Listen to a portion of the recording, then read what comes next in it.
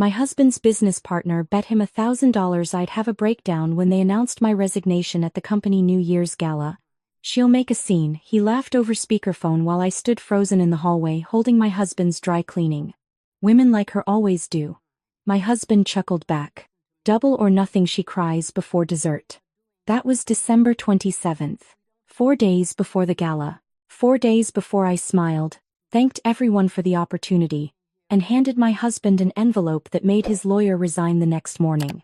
Before we go deeper, thank you for being here.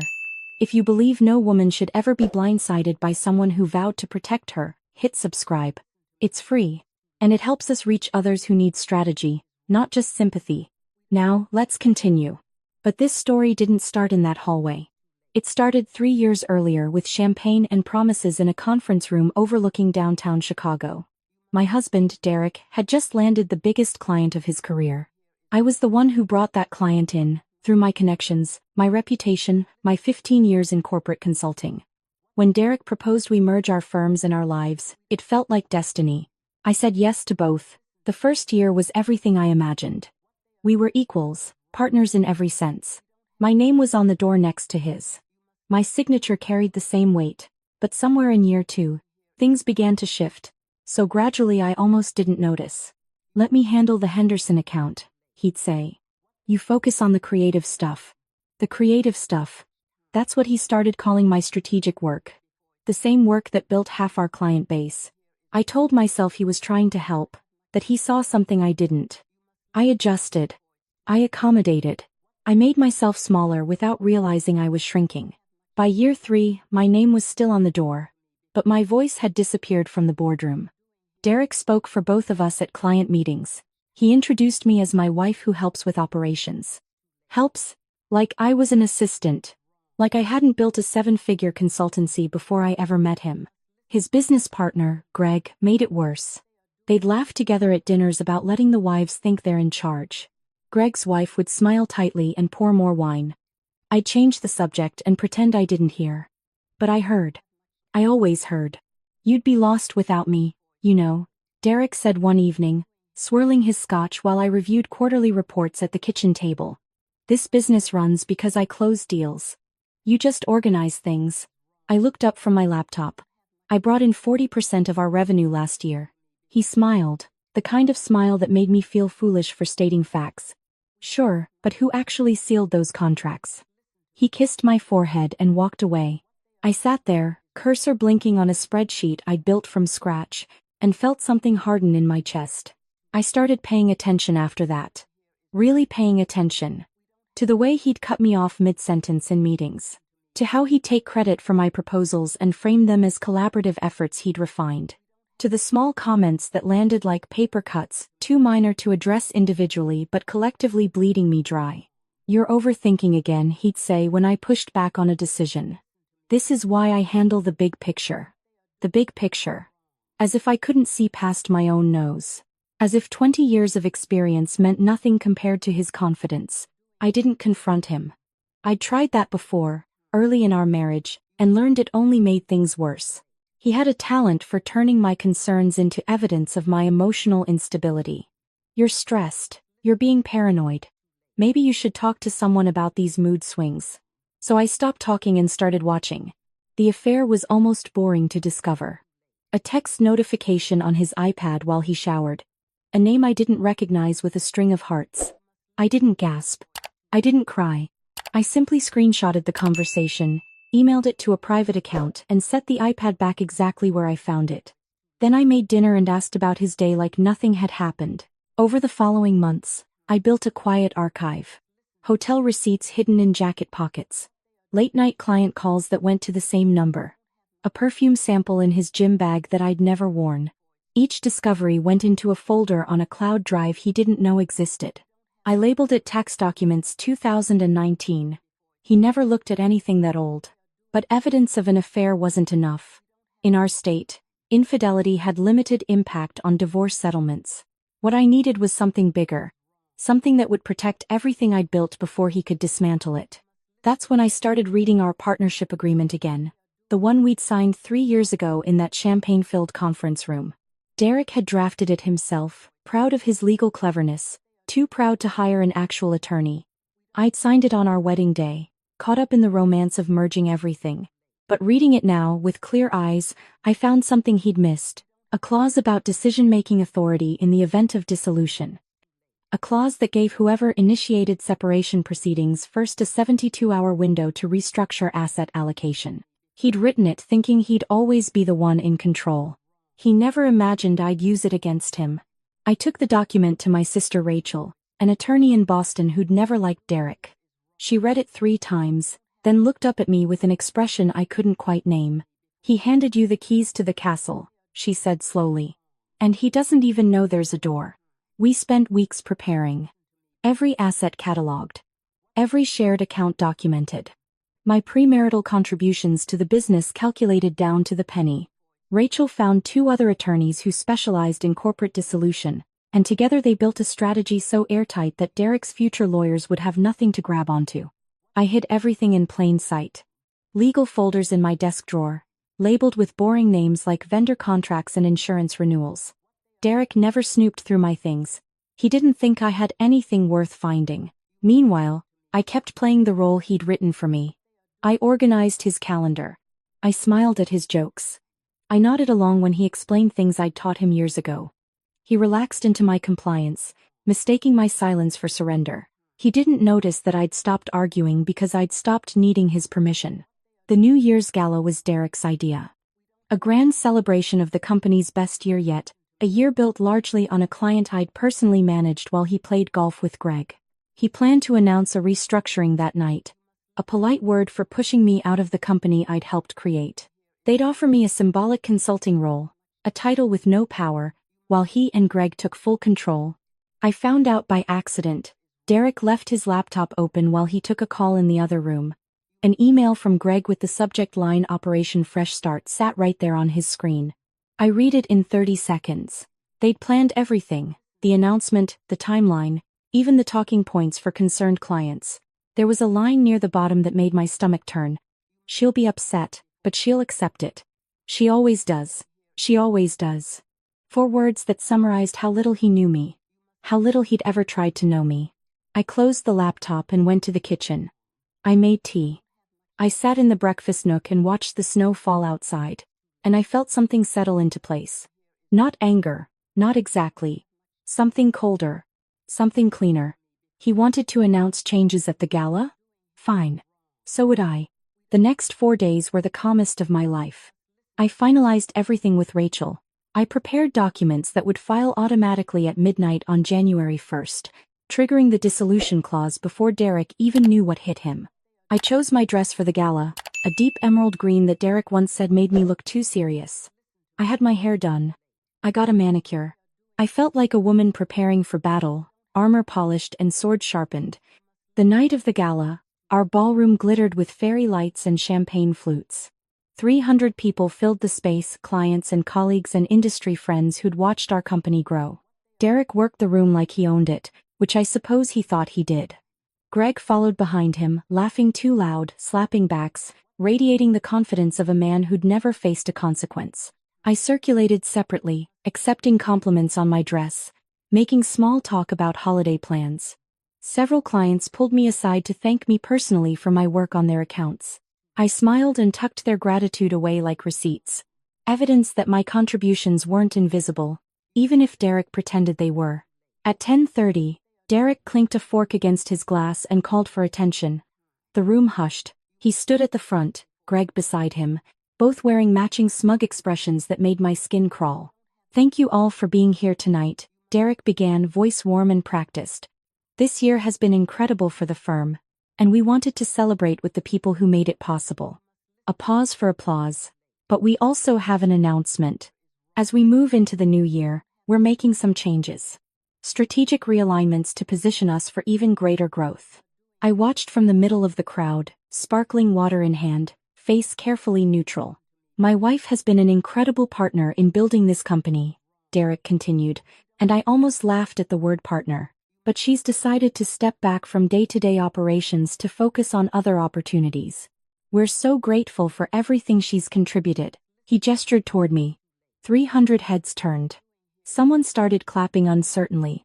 Derek's smile was wide and fixed, waiting for me to play along, to nod graciously and fade into the background like I always did. I didn't nod. Instead, I walked forward, heels clicking on the marble floor. The clapping died down. Derek's smile flickered, just slightly, as I approached the microphone. "Thank you, Derek," I said, my voice steady and clear. "I appreciate the kind words. And you're right. There are going to be changes." I reached into my clutch and pulled out an envelope. Derek's eyes tracked it like it might explode. Greg shifted his weight, suddenly uncomfortable. "Effective midnight tonight," I continued. "I've initiated dissolution proceedings under Section 4.7 of our partnership agreement. The clause you wrote yourself, Derek. The one that grants the initiating party primary restructuring authority." The silence was absolute. I could hear the ice settling in someone's drink across the room. "What this means," I said, turning to address the crowd, "is that the company will continue operating smoothly under new leadership. I'll be assuming control of all client relationships I personally developed, which represents approximately 60% of our current revenue. Mr. Harrison and Mr. Mitchell are welcome to build something new with the remaining accounts." Derek's face had gone pale. "You can't do that," he managed. That clause was never meant to."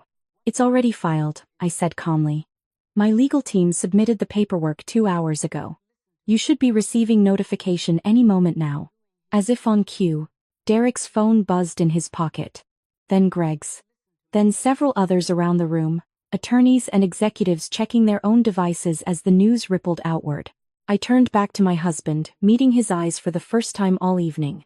"You bet I'd cry before dessert," I said quietly, just loud enough for him to hear. "But I don't cry over things I've already grieved." Then I pulled out a second envelope and handed it to him directly. "These are the divorce papers. I've already signed. The prenup we agreed to protects my premarital assets, and the clause about business dissolution means the company split is already determined. Your attorney can review everything. Though I understand he may have questions about that partnership agreement you were so proud of." Derek stared at the envelope like he'd never seen paper before. His mouth opened and closed. No sound came out. Greg stepped forward, face red. "Now wait just a minute. This is completely inappropriate. You can't just—" Actually, a voice cut in from the side of the room. "She absolutely can." I turned to see a woman I recognized, Derek's assistant of 4 years, moving toward us. She was carrying her own folder. "I've been keeping records too," she said, not looking at Derek. "Of the client meetings he claimed to run solo that were actually handled by his wife. Of the proposals he presented as his own that came from her files. Of the revenue projections he inflated to secure his bonus while understating her contributions." She placed the folder on the nearest table. "It's all documented. With timestamps." The room erupted into murmurs. I hadn't planned this. Hadn't known Derek's assistant was watching as closely as I was. But apparently, I wasn't the only one who'd grown tired of being invisible. Derek finally found his voice. "This is insane. You're all insane. I built this company. I made it what it is." "You made it what it is?" The question came from the back of the room. Marcus Chen, our largest client, the one I'd spent 2 years cultivating. He stepped forward, arms crossed. "Because I distinctly remember choosing this firm because of a proposal your wife presented. A proposal you tried to take credit for in our last meeting. By the way, she was too polite to correct you. I wasn't sure if I should say anything." He shrugged. "Guess now I should." More voices joined in. Clients confirming they'd worked primarily with me. Colleagues remembering projects I'd led that had been rebranded as team efforts. A picture emerging of a woman who'd been systematically erased from her own success story.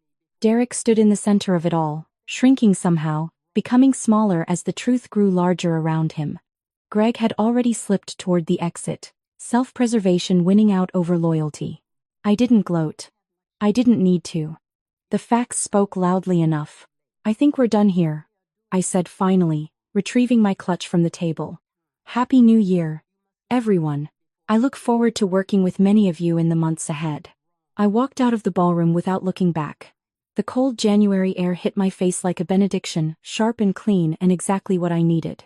Behind me, I could hear the Gala collapsing into chaos, Derek's voice rising and falling as he tried to salvage something unsalvageable. My phone buzzed.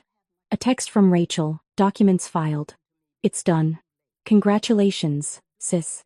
I stood on the sidewalk outside the hotel, snowflakes catching in my hair, and breathed deeper than I had in years. The aftermath unfolded faster than I expected. By January 3rd, Derek's attorney had contacted mine to negotiate, but there wasn't much to negotiate. The partnership agreement was clear, the prenup was solid, the evidence of his affair which I'd submitted as supporting documentation eliminated any sympathy he might have garnered. Greg tried to sue for breach of something or other, but his case fell apart when Marcus Chen and 3 other major clients publicly announced they were following me to my new firm. The company Derek had been so proud of hemorrhaged talent within weeks. His assistant accepted a position with me. So did 2 junior consultants who'd apparently been waiting for permission to escape. I didn't take pleasure in his downfall, not exactly. Watching someone self-destruct is never satisfying when you remember loving them once. But I felt something close to peace, knowing that his diminishment wasn't my doing. I'd simply stopped propping him up. The collapse was entirely his own. I moved into a new apartment in February, a bright space with tall windows overlooking the lake. I painted the walls a soft gray that Derek would have called depressing and filled the shelves with books I'd never had time to read. I cooked meals for one and didn't apologize for eating in silence. I relearned the sound of my own thoughts. In March, I officially launched my consultancy. Smaller than before, more focused, entirely mine. The clients who followed me seemed relieved to work with someone who actually showed up, who remembered their names, who didn't need a translator to understand their needs. My mother visited in April, walking through my new office with tears in her eyes. I never liked him, she admitted over lunch. But you seemed happy, so I didn't say anything. I seemed happy, I repeated. That's the tricky part, isn't it? Seeming versus being. She squeezed my hand across the table. Are you being happy now? I thought about it honestly. I'm being myself, I said. That's a start. The first time I saw Derek after everything settled, it was by accident. A coffee shop in late May, both of us reaching for the same table. He looked older somehow, grayer at the temples, his confidence worn down to something rawer underneath. You didn't have to destroy everything, he said quietly. I set down my cup. I didn't destroy anything. I just stopped pretending I was less than I am. He opened his mouth like he wanted to argue, then closed it again. After a moment, he simply nodded and walked away. I watched him go and felt nothing at all, which I suppose was its own kind of closure. Last month, I had dinner with Marcus Chen and his wife. They're expecting their first child, thrilled and terrified the way all new parents are. Over dessert, Marcus mentioned that he'd heard Derek was consulting now. Small projects, nothing significant. Couldn't handle being on the other side of the desk, he observed. I didn't respond. What was there to say? Some people define themselves by what they can take from others. When you stop letting them take, they don't know who they are anymore. I went home that night and stood at my window, watching the city lights shimmer on the water. My apartment was quiet. My phone was silent. My calendar for tomorrow held meetings that mattered, with people who valued what I brought to the table. I poured myself a glass of wine and thought about that moment in the hallway 3 years ago, holding Derek's dry cleaning, hearing him laugh about my inevitable breakdown. He was so sure I'd crumble. So confident that I'd accept whatever scraps he offered and be grateful for them. He didn't understand something fundamental about me. About any woman who spent years building something real while someone else took credit. We don't crumble. We calculate. We wait. We watch. And when the moment comes, we don't need drama or tears or public scenes. We just need the truth. If this story resonated with you, if you've ever felt underestimated by someone who should have been your partner, hit that like button right now. My favorite part was the moment Derek's own assistant handed over that folder. What was yours? Tell me in the comments. And for more stories of quiet strength and smart strategy, subscribe and tap that notification bell. You deserve to know you're not alone.